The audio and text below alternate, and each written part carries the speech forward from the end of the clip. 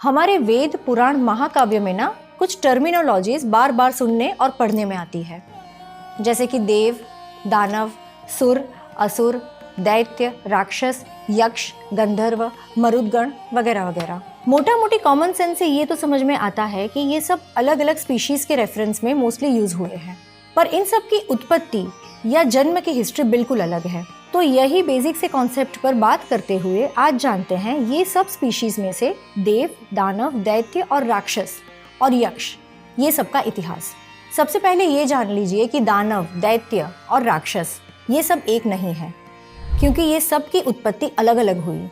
अब इसमें से कुछ दैत्यों के नाम आपने जरूर सुने होंगे, जैसे कि हिरण्याक्ष, हिरण्यकश्यपु, हिरण्यकश्यपु का बेटा प्रहलाद, सिंहिका जो कि हिरण्यकश्यपु की बहन थी और राहु की माता थी, तारकासुर और राजा बलि।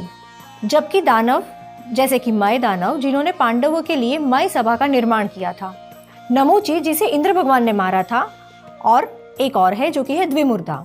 और राक्षस तो आप जानते ही होंगे, जैसे कि रावण, कुंभकर्ण और विभीषण। तो इनमें से ना दानव, दैत्य और देव ये तीनों कश्यप ऋषि की संतान के रूप में जन्मे। कश्यप ऋषि की पत्नी अदिति ने देवों को जन्म दिया, उनकी पत्नी दीति ने दैत्यों को जन्म दिया और पत्नी दनु ने दानवों को जन्म दिया।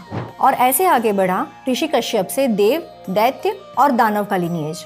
वैसे इस बात से ये प्रश्न जरूर ही उठता है कि जब देव, दानव और दैत्य एक ही पिता के संतान थे तो उनकी प्रकृति और प्रवृत्ति अलग अलग कैसे हो गए। इसके उत्तर भी हमारे पुराणों में मिलते हैं, जिस पे हम आगे कभी बात करेंगे। पर अब बात करते हैं राक्षस और यक्ष की।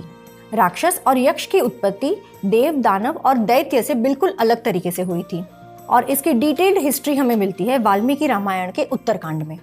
तो ब्रह्मा जी ने समुद्रगत जल की सृष्टि यानी कि कॉस्मिक ओशन की रचना की, और इसकी रक्षा के लिए ब्रह्मा जी ने कुछ स्पेशल स्पीशीज भी उत्पन्न की।